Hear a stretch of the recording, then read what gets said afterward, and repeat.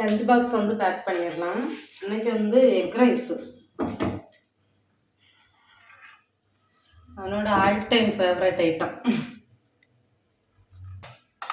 போமாடா. போமா.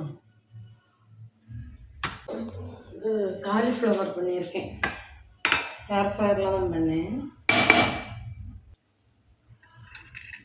கலர் மாறாது, ஆனால் நல்லா கிறிஸ்பியாக தான் இருக்குது.